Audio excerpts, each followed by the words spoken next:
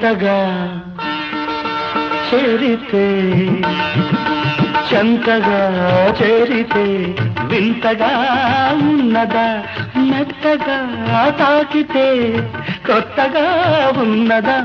మెత్తగా తాకితే కొత్తగా ఉన్నదా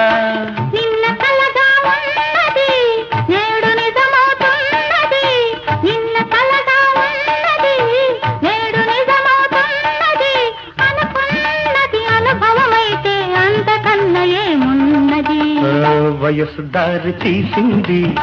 వలపు ఉరకలేసింది